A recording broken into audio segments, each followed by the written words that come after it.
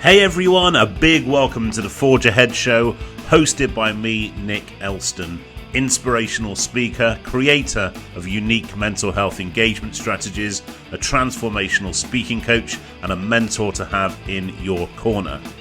The Forge Ahead show brings you the storytellers, the influencers, the people who have gone from adversity to excitement, forging something better, something beautiful, something powerful.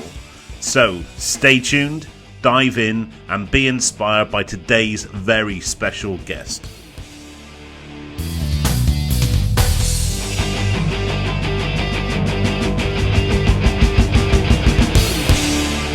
Hey everyone, and a big welcome back to the Forge Ahead show, season 2, episode 5. And today I have another very inspirational guest, the original bionic woman, to bring you today. On the call, we have Shona. Big round of applause for Shona. Thanks, Nick. Shona is... Well, it's lovely to have you along, and for lots of different reasons we'll go into shortly, but you are an executive coach, you are an escaped lawyer, I love that term, you are an author, and also you are a speaker about lots of different things that you do with your coaching as well, such as things like mindfulness and NLP, and all the different things that you're going to share with us over the course of today's session. So we first crossed paths at the speaking academy that I run. We kind of connected on social media and stuff through networks and things. And I booked you to come along to speak to my audience at one of my speaking academy events back in real life when those things were happening in person.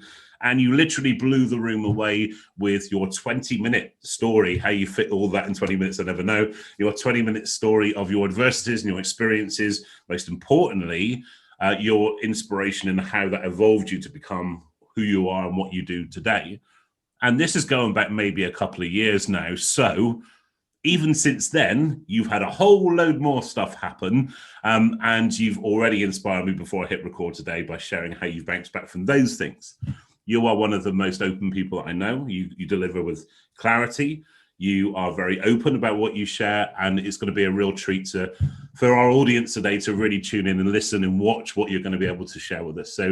So pleased to have you along, Shona. For those who are not familiar with you, please tell us who you are and what you're about. Great. Well, wow. Thank you so much for that, Nick. That's really great. I love the escaped lawyer term. I'm going to have to steal that one.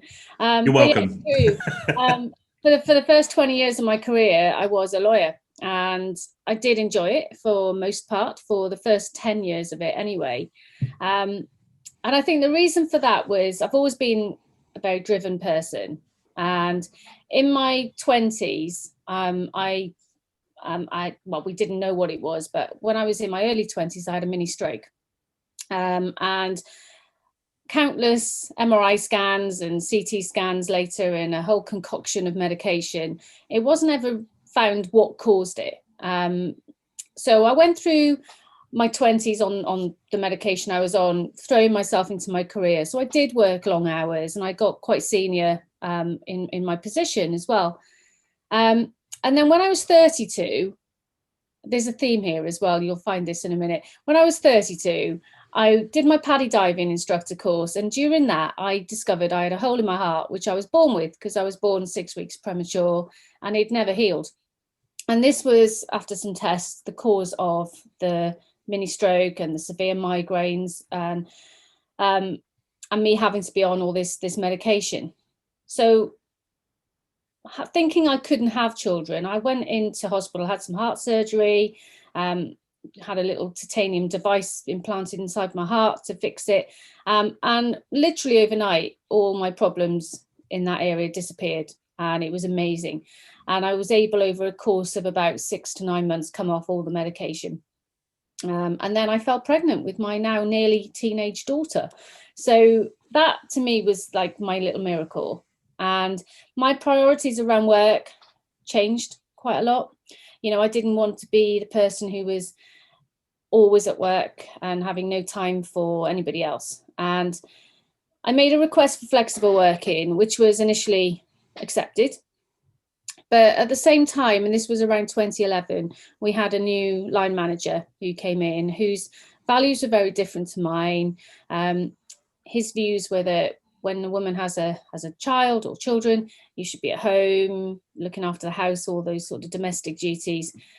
And he didn't see why I should have preferential treatment over any other staff. So my targets remained the same, even though my scheduled day off was a Wednesday, because I wanted to be that mum who was at the school gates sometimes for drop off and pick up. It was really important to me.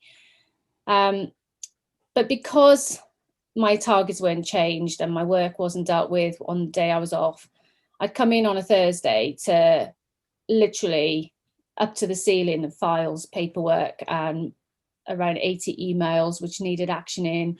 I was expected to take on new work to reach my targets. And I found myself being in the office from anything from before 7 to 7:30 in the morning, working through constantly, not taking any breaks at all, because I'd feel guilty, or I'd feel the eyes were following me as if to say, where do you think you're going? And I wasn't getting home some nights till about 11. And the last thing you want to do when you get in from work at 11 is then have a meal. So I over a period of a few months, it didn't take long. You know, I thrive on a bit of stress.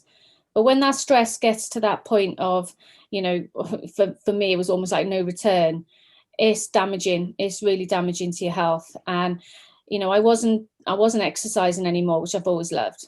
All the things that I'd learned for things like self-care, they didn't work anymore, because, you know, I wasn't having the time to do the exercise. I wasn't eating properly.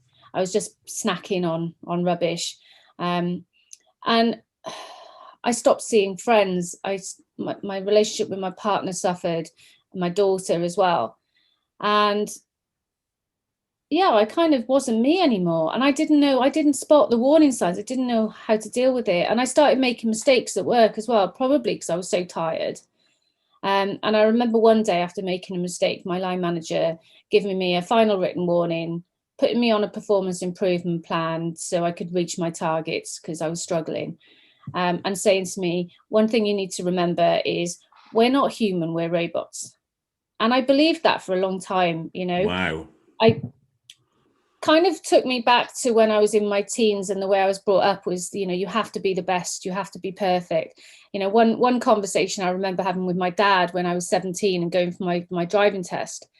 And as I left the house that morning to go for my driving test, you know, he said, you can't fail. Nobody in this side of the family has ever failed their driving test first time round. So you have to pass.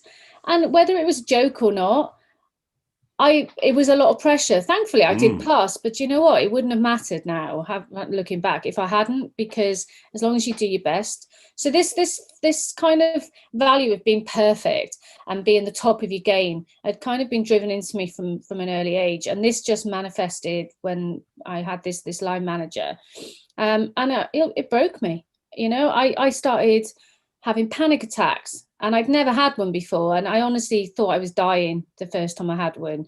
You know, my breathing was erratic. I felt like I'd be in a swimming pool, because it felt like I could hear these echoey noises in my head. I just thought I was a freak. I thought there was something seriously mentally unwell, unstable with me, and I couldn't talk to anyone about it, because I thought people would just laugh at me and judge me. So I dealt with all that on my own. But it's the physical symptoms that come with that extreme stress as well. And it started off with like burning pins and needles in my feet.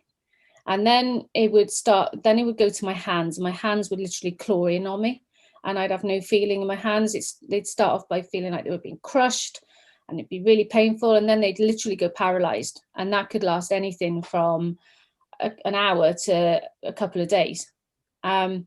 And then it was the fatigue after. It was awful. And it got to a point, about 9 months of working like that, and I collapsed and got rushed to hospital.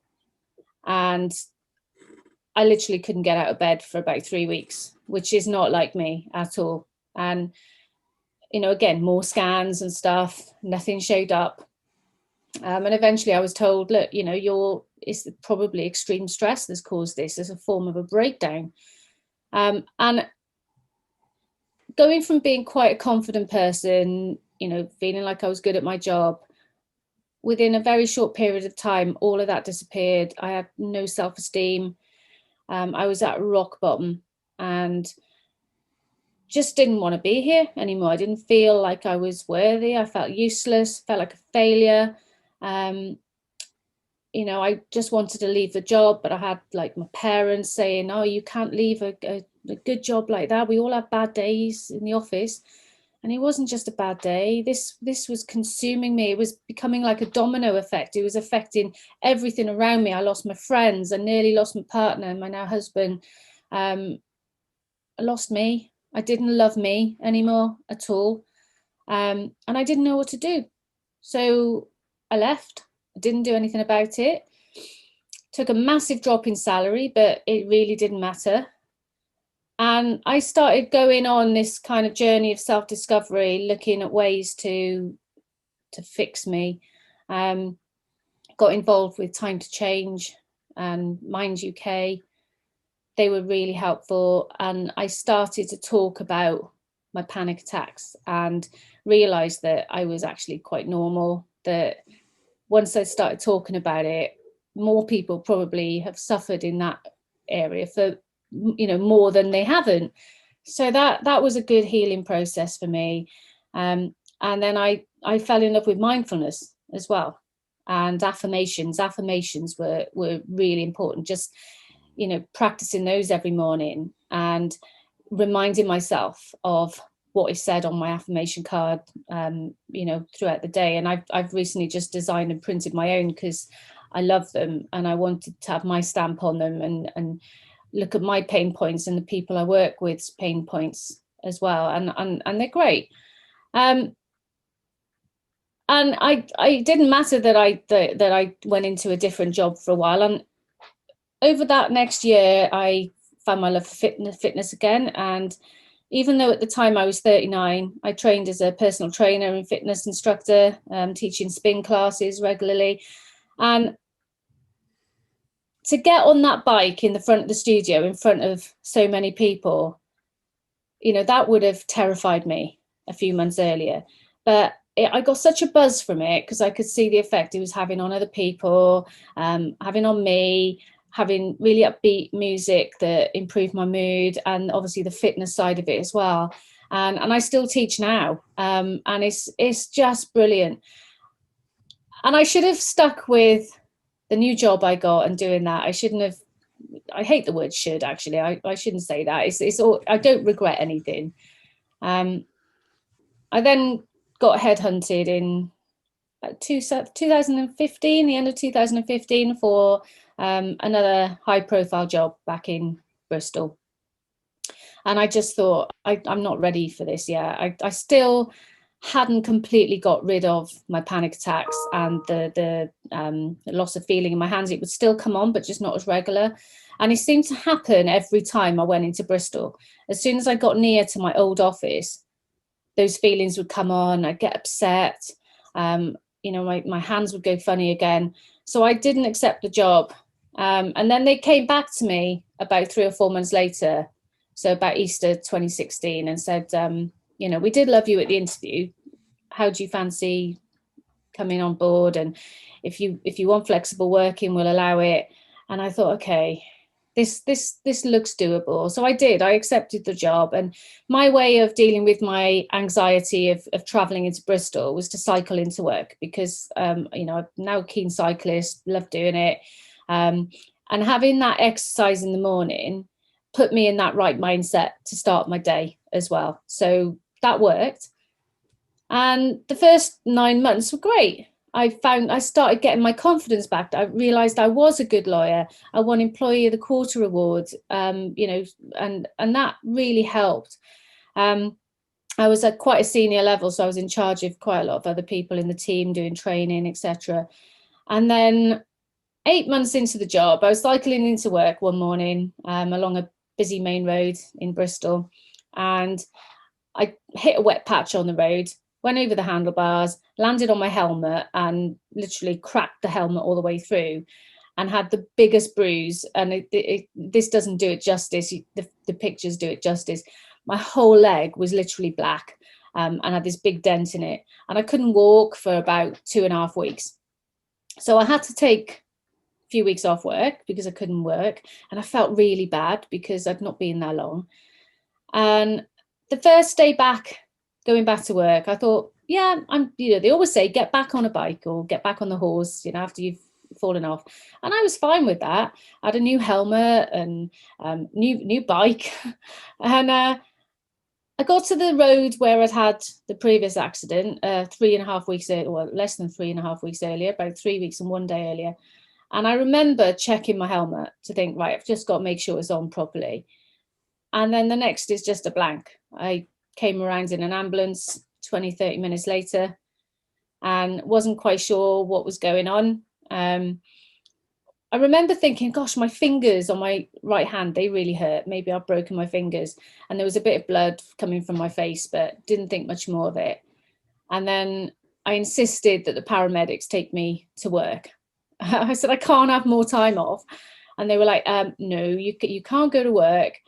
And started asking me all these memory questions, which I thought I was answering confidently, and I'd answered them completely wrong. But there we are. And then several hours in hospital with various scans, and I remember my husband come in and his face just said it all. The consultant came out and he said, Mrs. Hirons, I've got good news and bad news. The good news is you haven't broken your fingers. And I was like, what?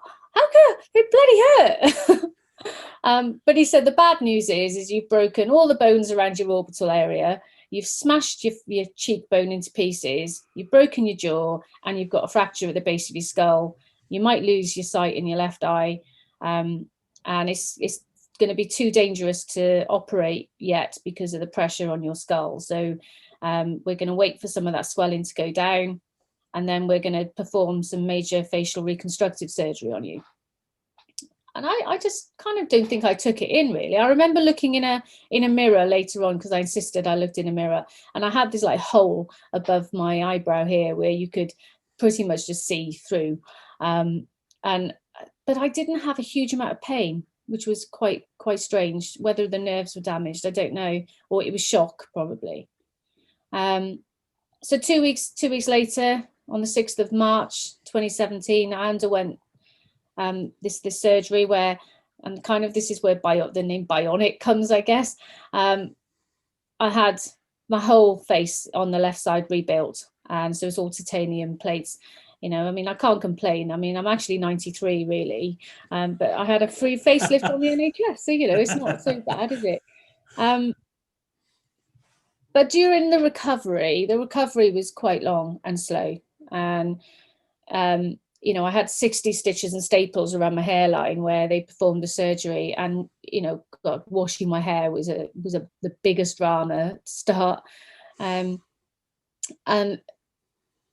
I soon realized that all of my hobbies, everything that I really enjoyed, involved some form of fitness, and I couldn't go out.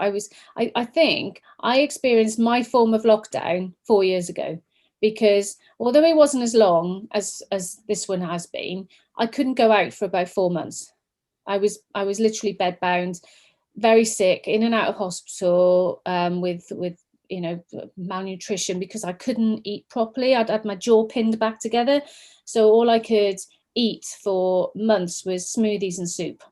And yeah, I was just really unwell on all the medication, and my daughter couldn't see me much because I'd had a drain sticking out my head, and it was too scary for her because she was only 8 years old at the time.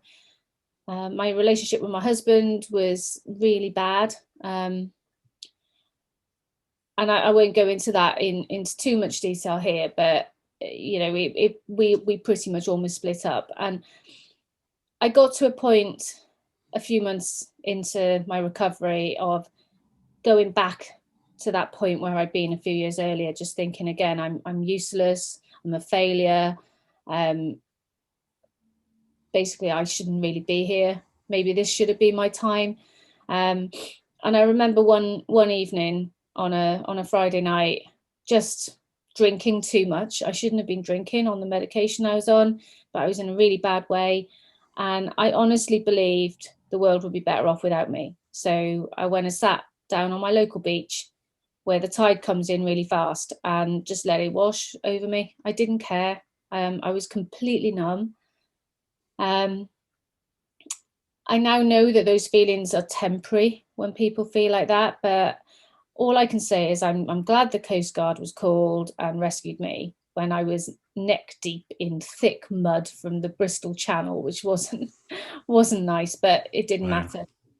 And the next morning I got up and my daughter was there, and she obviously picked up that something wasn't right. And I remember her coming downstairs with her money bank, a little piggy bank thing, because I thought I was going to lose my career because I couldn't do my job anymore. I was left deaf in my left ear for over a year after the accident as well.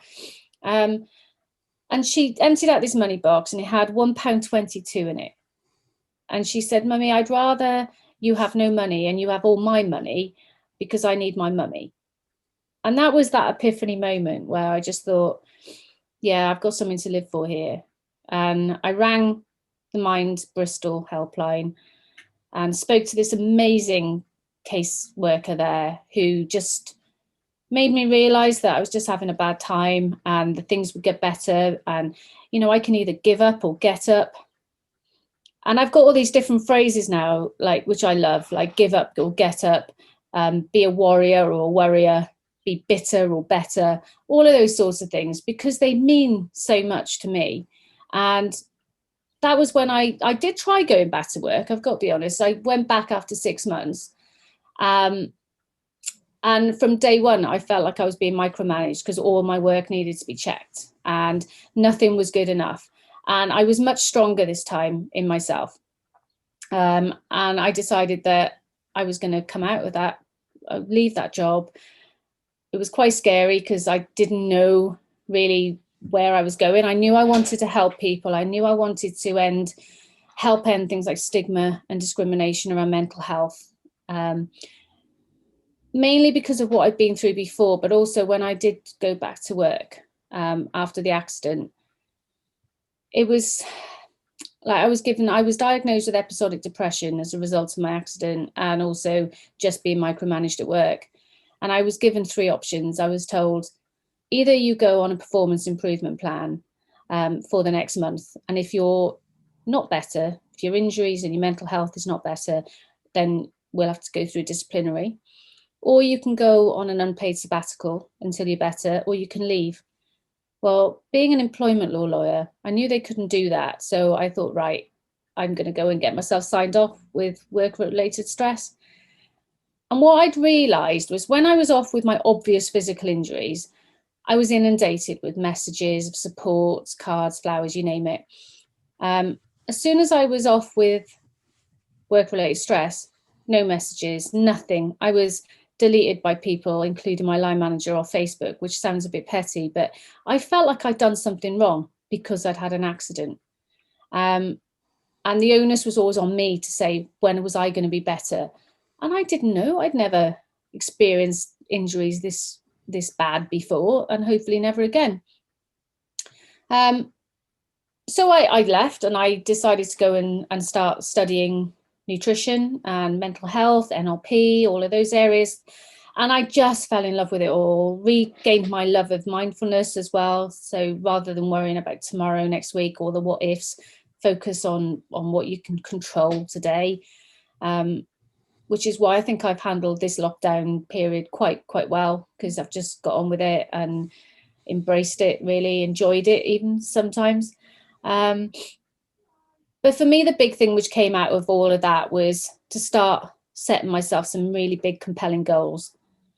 I knew I'd read all the Tony Robbins stuff and, you know, Jim Rohn stuff, but I'd never actually done it properly. I'd set the odd New Year's resolution. And the reason why I think New Year's resolutions don't work is because people don't make them specific enough. They don't set themselves proper timelines for them. They don't write them down. And my first goal was for 11 months after my accident, and we had a skiing trip booked. And I'd never been skiing before, and I was so excited. And my consultant said, "You're not going to be able to go skiing. It could kill you, the altitude, the flight." I thought, right, okay, right, well, we won't fly. We'll get the Eurostar down to Tignes in the south of France, which was fine. And the way I dealt with the altitude was to get off at each level on the ski lift and wait for the pressure to normalize. And that would take about 10-15 minutes. So it was a bit of an inconvenience, but by the end of the week, I was racing in my first race, and I wasn't the best, but I did it. And that to me showed me that I can do things that I'm told I can't. So I thought, right, what am I going to do next? And the big thing for me was to be able to get back on a bike, because I had this block, this wall in front of me, couldn't get back on a bike. Which is probably understandable. Who the hell has an accident in exactly the same place within a month? It's just ridiculous. I was going to say you couldn't write a book about that, but I actually have now. So I entered a half Ironman event, which involves a 1.2 mile swim, 56 miles on a bike, and then a half marathon. And I thought, like, if I enter it and I raise money for like Mind and also Help for Heroes, because that was a big charity that we were really involved with, then I'll have to do it. And I did. And that sense of achievement at the end, even though I actually suffered a few injuries in the event, where my face had been rebuilt, I think either the pressure of the goggles around my eyes, which hurt, or the pressure of running on the concrete, it gives me stress fractures in my face. So that I was back on smoothies and soup for a while, but it was worth it just to show that I could do these things. And that's now what I do all the time. I'm always setting myself compelling goals, pushing myself above my limits. And I get so excited about it, and yes, okay, there was another bit of drama nearly 2 years ago where I was diagnosed with uterine cancer. Another bit of drama. Another bit of drama, yeah. Just the queen of understatement right here. Another bit of drama. Well, just when things are going right, and I'd had a couple of issues with my lady problems. I won't go into too much detail. And I thought, yeah, this isn't normal. This isn't my body. And then a few tests, and on the day we were going on holiday in July 2019, I got the news that I had stage 3 cancer. So it was contained, or they thought it was contained within my womb. And I knew that I was still going to go on holiday, have a fantastic time. And on the bright side, I thought, well, we're going to France, so I can eat plenty of nice French bread and cheese and wine. And within a week, I'll have had it all removed. So I'll have lost half a stone. So, every cloud. And that's kind of the way I approached it. I was like, right, do your thing. They did the surgery. I had a total abdominal hysterectomy. On exactly the same day, 11 years earlier, I'd had my cesarean in the same place. So that was quite funny. Wow. And, all right, maybe I shouldn't have done this. But 5 weeks after having such major surgery, I was back teaching spin classes because I'm a bit mad like that. And then I had a course of what they call brachytherapy, which is internal radiotherapy. And they were pretty sure it had all gone. So just a series of blood tests once a month and then every 3 months. And then on the day we went into lockdown last year, I was given the option of having chemotherapy, which was elective, and I chose not to.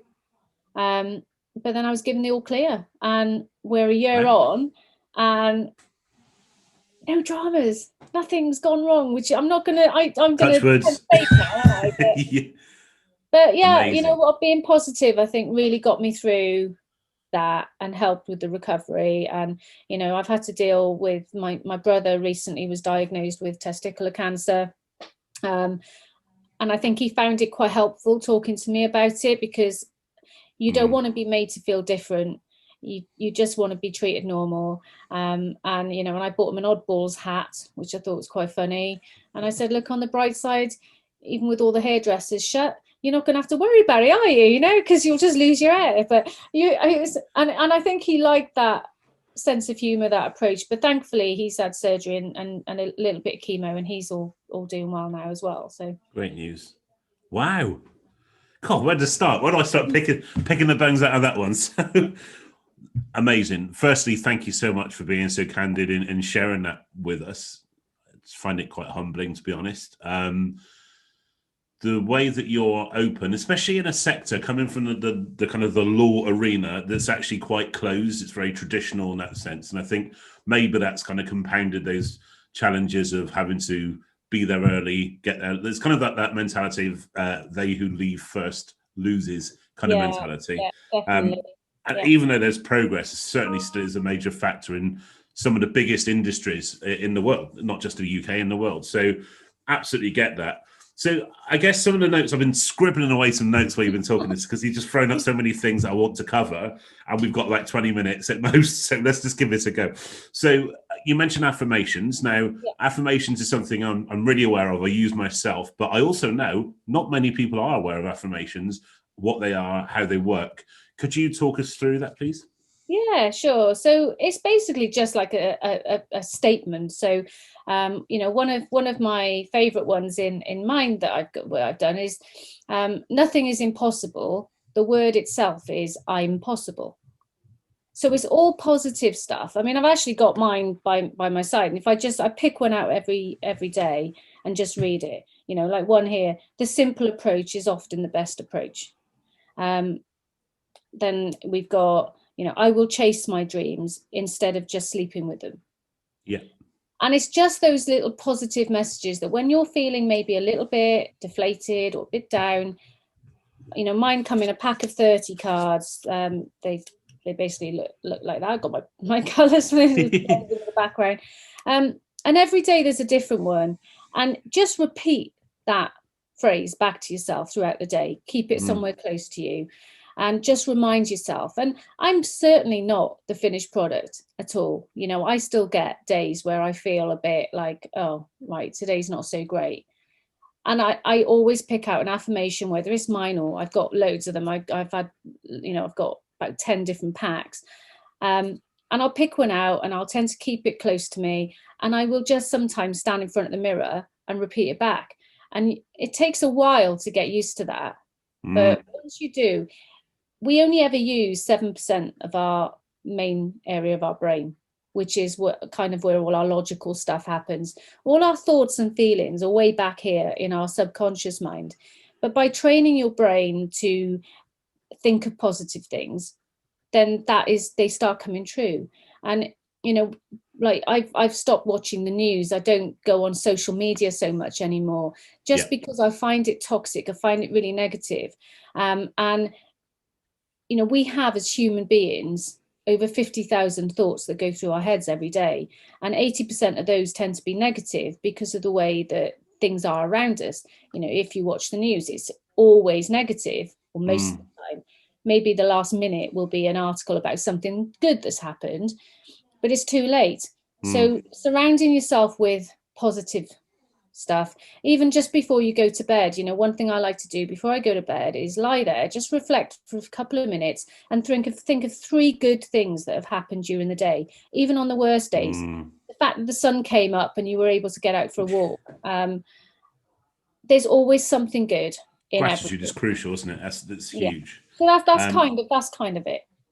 Yeah, no, thank you. And we had an amazing guest on the last episode called Alex Williams. So he's a registered mental health nurse, also shares his own lived experiences of through mental health, but also his own adversities. Now, we were having this kind of conversation, and it's a real common theme with people in our respective sectors. So whereas you're a solution-focused person, I'm not. So I kind of raise the engagement so that people come and have that courage to see people like you that can then help them. But when we work in this field in any context, I think there's this kind of misconception that it's like, hallelujah, these guys are cured. They know their stuff. And absolutely, like you were saying, I get days waking up thinking like, oh, man, I know my playbook on how to bounce back. There's a certain bonus to that. But does it ever lead for you, as it does with me quite a lot, actually, it's certainly through kind of challenging times of any description, does it then lead on to things like imposter syndrome, to things like actually doubting yourself, where you're going, where the business is going?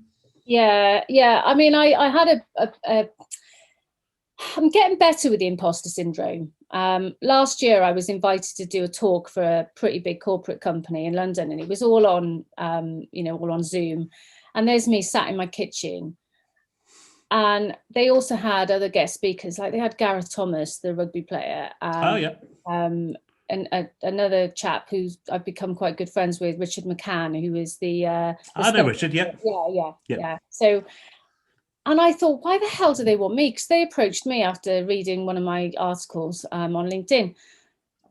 And I thought, God, I don't know, why would they want me? And then I just kind of had a word with myself and thought, well, they've asked me to do it.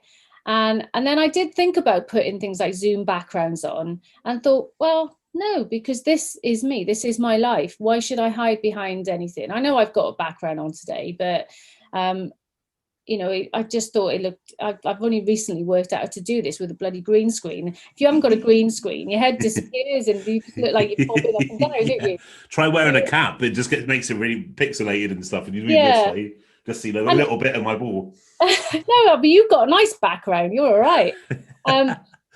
Yeah, I mean, and I guess as well, I mean, I wrote my first book last year, and I did I co-authored it with several other inspirational ladies, and again, for a long time I didn't get started on it because I thought, who the hell would want to read a book about me and my life and, you know, what I've learned, and because I'm no one special. But then I thought about it for a while and thought, well, actually, if I'd had a book like this to read maybe 10 years ago, I would have loved it because it's a normal person. It's not some, you know, not that I'm not saying the celebrities and people who've got lots of money don't have hardships. They do, but it's being able to relate to those. And, you know, absolutely. I remember when I first became a single mum, when my daughter was a year and a half, and I had to go on housing benefit, and I had nothing. I was absolutely skint, even though I still worked, but it was hard. And I remember reading this celebrity's book, who she'd split up from her husband. She was struggling. She had some kids. And that may well have been really tough for her. I'm not saying it wasn't. But then she's talking about having to go on holiday to the Caribbean on her own with the nanny and the kids. I would have loved a night away in a tent in Weston-super-Mare at that point in my life, but I couldn't even do that. So I'm hoping that my book, for example, is going to help people who are just like me, but just a few steps behind, and they know that they can actually get those things. They can, as I said in one of the affirmations, chase your dreams. Don't just sleep with them. And the link to the book's in the bio. It's The Girls Who Refuse to Quit, Volume 3. The answer to your question, who would want to read about you? Well, the #1 bestseller in 5 different categories on Amazon. So quite a lot is the answer to that question, Shona, to be honest. No, I know. And I do know that. And I've just started writing my main book, my second one, which is called Broken to Bionic. And I'm hoping there'll be a series of them as well over the next few years to help, you know, a lot of other people. Because it's not just about my story. It's about how you can overcome things like burnout, how you can spot the signs, the triggers for things like burnout. Because I think that's so important, because when you're there at the time, you don't necessarily spot it. And I speak to people all the time who just like crack on, and then they think they're okay. And then something happens, and it's normally physical as well. And it can take years, if never, to recover from it. Absolutely. And as Brad Burton said in episode 3 of this season, that you can only run for so long until you stop. And that's the problem. You will stop. It's just a case of when. And certainly, especially in law, one of those big 4 industries, I say that I work in and you work in, that are certainly more open to those kind of situations kind of coming about.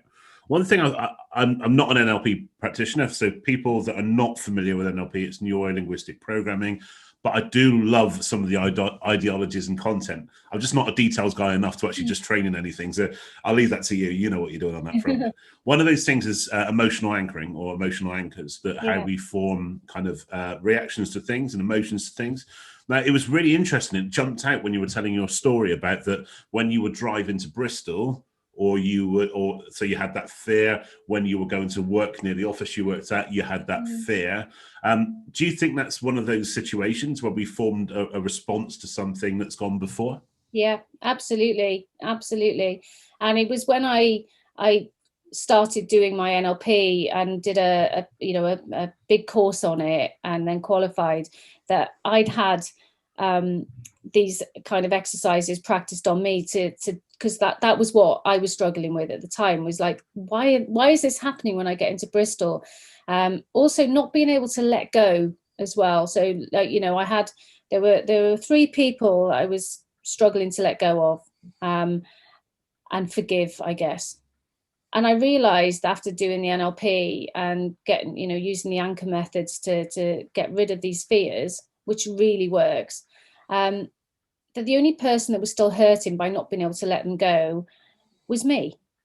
So being able to just let them go, realize they can't hurt me anymore, was just such a you know, a great feeling. And 2 years ago, almost exactly, when we had Mental Health Awareness Week, that company where I'd had the breakdown and the guy who caused most of the problems was still there, they asked me to come in and do a talk for them during Mental Health Awareness. I remember that. We spoke about that, yeah. And that was like, I think I reached out to you, actually. I said to you, do you think I should do it? Didn't I? Yeah. Yes, was the answer. You were the one person that I sent a message to about that, because I just thought, I don't know if I can do this. But at the same time, and I think it was like your words, you said, look, they can't hurt me anymore. And I did it. And that feeling after, you know, I've done lots of talks since. I've done bigger ones, smaller ones, but that one will always be the one that's the most important, because to be able to go back there, deliver an inspiring talk, have such good feedback from it, was my closure. I needed that. But also from their point of view, it'd been 6 years since I'd left, and they had done so much on mental health and training. You know, they'd trained all their managers up to be mental health first aiders.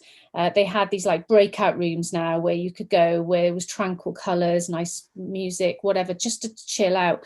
And if they learned anything from what had happened to me, that's only a good thing. So I applaud them for that. Yeah, absolutely. Like you said, is that kind of like I was going to say end of part 1, but you've had so many parts to your life that it's probably like end of chapter 8 or something now in the book of your life. Past life, wasn't I think. Yeah. So yeah, you got to be careful now, because you probably run in towards the 9. So just go a little bit. Whatever you do from here on in, just go a little bit careful. Wrapped up in bubble wrap every time. Yeah. But that kind of emotional anchoring really fascinates me, because it's the same reason why you could be driving along or walking along and you hear a song and it makes you cry, it makes you laugh. And so I'm guessing with what you do as a professional, as a practitioner, that's something that you can help people with, is to kind of take that attachment and work with that. Is that right? Yeah, absolutely. I mean, I'm actually working with a couple of solicitors at the moment. And lots of them are struggling with burnout and self-doubt, low self-esteem. And these exercises, these NLP exercises, they literally take 20 minutes to do. And I've done so many of them now. And like the most recent one I did, the lady I've been working with sent me over a review. And we're only partway through, a program I'm working with her on.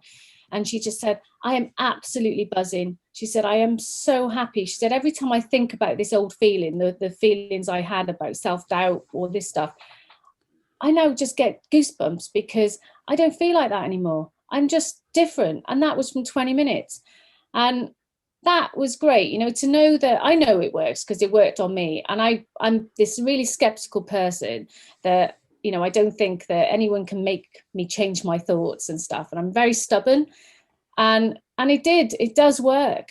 And it's even when you do have those times, because we're normal, we are human. We're not, well, I'm kind of a robot now, but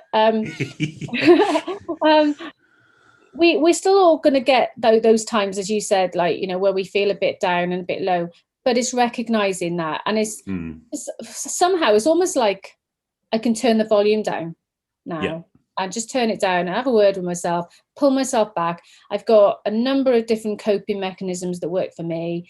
And when I work with people, I don't say you have to do meditation, you have to go and do exercise, whatever. It's working with them to find what works for them and just try different things. And I actually did a post this morning and a video about when self-care stops working. And, sometimes it's like I said earlier on, the exercise stopped working for me, even though I'd loved it before. So I had to be able to deal with that. I had to kind of work out what the root cause was. and just start saying no to things, like just take one thing off my to-do list each day, surround myself with the positive people, and then let go as well of the things that no longer serve me. And I strongly suggest to anybody on here that they connect with Shona. The contact details to all of her platforms and stuff are in the bio, so please do connect. I'm sure she'll be happy to answer any questions you have, or even if you just want to say hello and thank you for sharing your story today. So I guess getting on to the real serious stuff, you've done all the other stuff, so you can kind of play Foo Fighters on the guitar, is that correct? Yeah, well, I could play Everlong and Hero. That's a good tune. I love it. It's great, isn't it? Yeah, I mean, it's actually not that hard. It's only a few chords, but that was one of my goals, to be able to play that, because we're massive Foo Fighters fans in this house. Oh, nice. So I can play Amazing Grace very slowly and very badly at the moment, or the riff to 9 to 5 by Dolly Parton. Great. None of them are actually recognizable at the moment, but I think just sometimes that process of having something which isn't work and it isn't life, it's just something, just me and the guitar and just an hour headspace just to learn something new, that really helps. But so speaking about music, as you know from coming to my speaking academy, music is so powerful for me. Love my country music. I know it's not for everybody, depresses the hell out of a lot of people, but if I was to be made the MC of the O2 Arena right now, and 20,000 people will come and pay their hard-earned money to come and hear you do your thing. I'm just about to announce you to the stage. Of course I've bigged you up and your walk-on music kicks in. What would that walk-on music be? So it's a track by Chase and Status, and it's called Spoken Word. And I've used this a few times, and there's a few lines in it. It says, being strong is exactly the same as feeling weak. The difference is you don't stop, not until you reach the peak. And then it says, you have a destiny with your name on it. And it's really powerful. And it's a drum and bass track, which I've played often in my spin classes. And it's only when I've sort of listened to the words that I've thought, God, this is so powerful. And it gives me, even just saying those words, I start getting chills, because that is me. And that is how I see things now. Yeah. Being strong is exactly the same as feeling weak, but it's how you get there, how you deal with it. And I just love that. So yeah, that's what I use. Brilliant. And that's what I'll continue to use. All the times I've done this exercise, the first time that's been mentioned, that sounds awesome.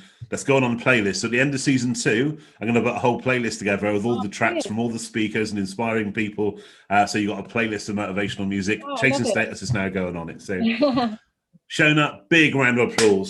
Thank you. Thank you very much. Absolute pleasure to have you on the show. Thank you so much for joining us today. And hopefully we'll get you back for a future season 2, because it looks like there's lots of things always going on with you. Yeah, let's hope no more disasters though, all right? Let's hope it's positive then. I'm sure it will be. Shona, big thanks again, and you take care. And for everybody else, thank you for tuning in for today's show. Been a really enjoyable show again. Join us for the next episode. We have an amazing guy, Chris Budd, the founder of the Initiative for Financial Wellbeing, doing a lot of work in the financial wellbeing space, not just to share his passions in business, but also to share his personal journey as well. Lots of information and insight and inspiration to be gleaned from Chris. And he's a great guy. He's also a Bristol Rovers fan, which is why we both got grey in our beards after being relegated last night. But that's a whole different story. So for me, that's it. I'll see you next time. Take care, guys. Bye-bye. Bye. And that's a wrap. A big thank you for tuning in to today's show. Please stay tuned and hit subscribe for future episodes, bringing you amazing guests, sharing amazing content and amazing insights. Really excited to bring you these. The Forge Ahead show is sponsored by nickelston.com. If you want to connect with me, you can find all the ways possible through the website. If you want to drop me a message, always great to hear from you. But in the meantime, if I don't catch you before, I'll see you at the next episode. And you take care, guys. Cheers now. Bye. Bye-bye.